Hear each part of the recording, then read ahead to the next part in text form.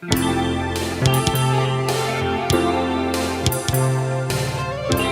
term diaspora, groups outside of the places they are identified with, a collective living outside their homeland. But then again, the definition of home can be tricky. The Egyptian author Naguib Mahfouz eloquently described home not as the place where you were born, but the place where all your attempts to escape cease. So how do we categorize the Nigerian writer who is living outside Nigeria but writing about the country? Because let's face it, if you have had a Nigerian experience, it makes for colorful storytelling, no matter where you choose to live. I think I may know a thing or two about that. I'm a Nigerian writer who has lived outside of Nigeria for longer than I care to imagine. But my storytelling always has the Nigerian experience front and center.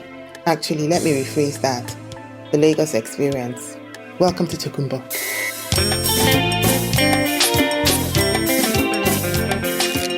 Welcome to Tokunbo. My name is Jola Naibi, and in this limited podcast series, I'll be having conversations with Nigerian storytellers living in the diaspora.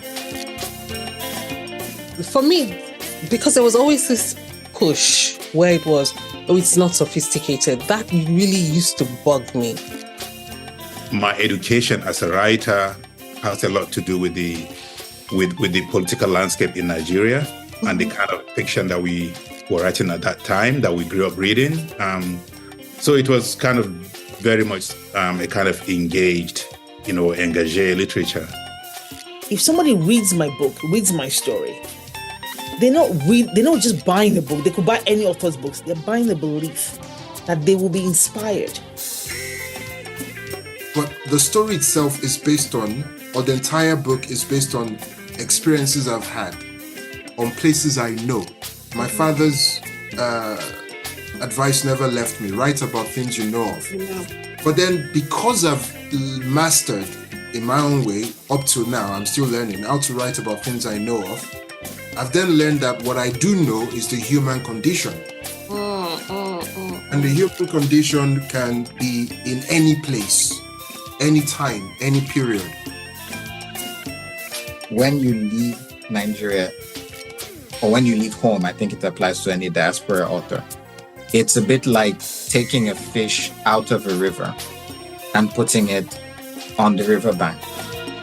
Yeah, but I'm shouting out to all the Nigerian bloggers on YouTube who put out content, about traveling back to Nigeria, about relocating back to Nigeria. You guys are doing amazing work.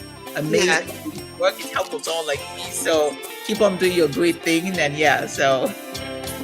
One of the unintended consequences of globalization is that thinkers, writers, professional folks like us can afford to take our families away from the scene of the crime. And while we stay there and pretend to be running the place. That we belong to a tradition of storytelling that began before there were books.